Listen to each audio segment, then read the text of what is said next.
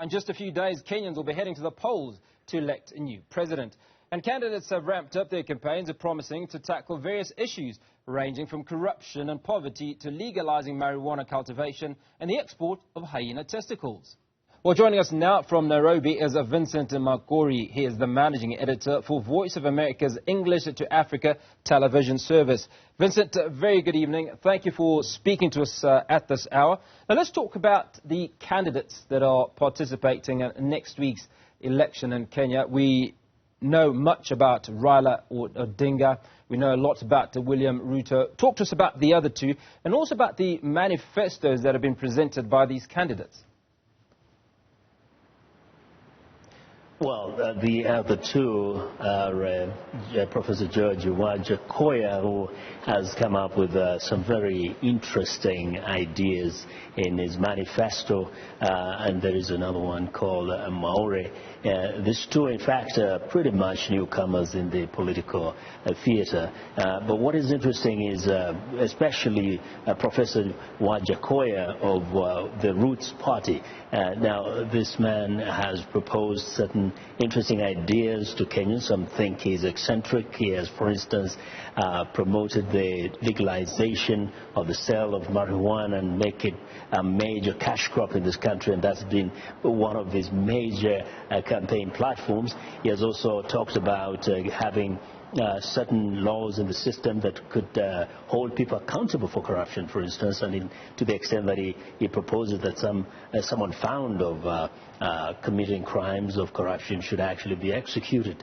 He has proposed, for example, moving the capital city of Kenya from Nairobi to a much smaller town way in the north of the country. So he's the one kind of who stands out a little bit as an odd one. But the other candidate, Mr. Makori, he's kind of a man with the similar manifesto as the other big two.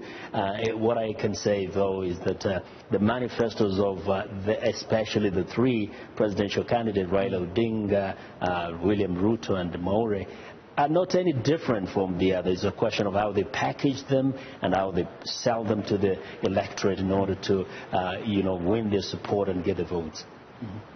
Well, let's talk about Raila Odinga attempting for a fifth time to be president of Kenya. What are his chances? In your mind, is he the front runner?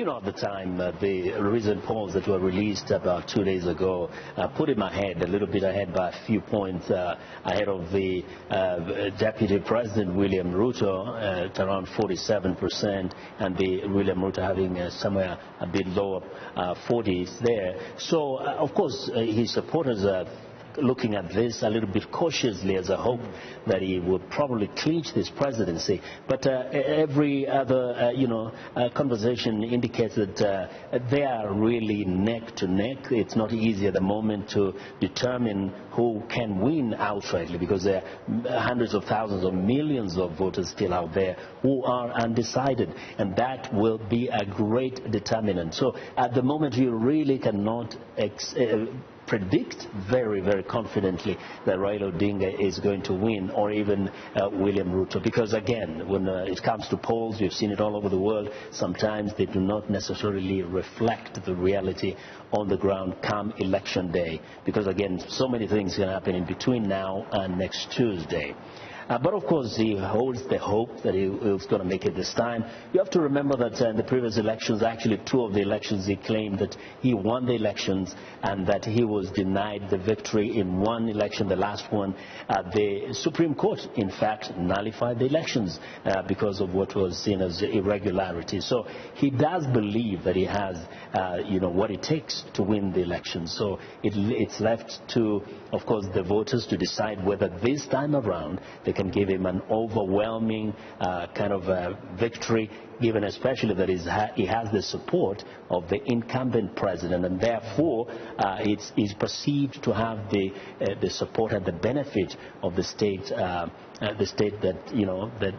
that exists today, which used to be in opposition to him. You pretty much pulled out the next question right out of my mouth, and that was obviously the fact that President Uhuru Kenyatta supports Raila Odinga. Is this a veto of sorts, do you think? Do you think that there is enough popularity from President Uhuru Kenyatta to shift that vote, if you will, towards Raila Odinga? You know, that has been a subject of debate and discussion really in all quarters because, you know, President Uhuru Kenyatta comes from the central part of this country, which is considered the mountain because that's where the Mount Kenya is located. Now, the very interesting thing is that the deputy president, who is now on the other side that he does not support, actually has made that one of his strongholds. He managed to go to the central province, the central region of Kenya, campaign vigorously and consistently for many years, to the extent that in fact those same voters that were the real backbone of the current president's presidency have turned to the deputy president, who is at the moment on the opposite side. In fact, the person that the president supports, Raila Odinga, does not have that much support in the outgoing president's backyard. So people have questioned, is it necessarily so that having the endorsement of the president is going to be of any significant benefit to Mr. Raila Odinga? He is hoping so, but again, it remains to be seen. The polls do not necessarily indicate that his support or the support of the incumbent is giving him any significant advantage, really. But of course, the goodwill and especially the role the president is playing in kind of casting his deputy president, his former friend, as a person who is unreliable, a person who should not be trusted. Some think perhaps this could really dent a little bit his character and maybe turn the voters, some of the voters, in favor of Raila Odinga. But that remains to be seen again on Tuesday. Well, Vincent, we've certainly explored what the candidates that are running for the presidential election have to offer. But what are the people of Kenya looking for in their next president? You know what the people of Kenya want. First is economic development. The economy has been hurting. Many people are suffering from, lack of jobs. The youth especially are talking about the high rates of unemployment in the country. Of course, parts of the country are experiencing poverty that has been, there for years now, and they feel that while those who are wealthier are getting wealthier by day, their lot still remains there in a pitiful state. So they want to see a president who can lift them out of poverty, but also they want to see a president who will give them access, especially to health care. Most Kenyans say they have no access to good health care. The good health care is too expensive.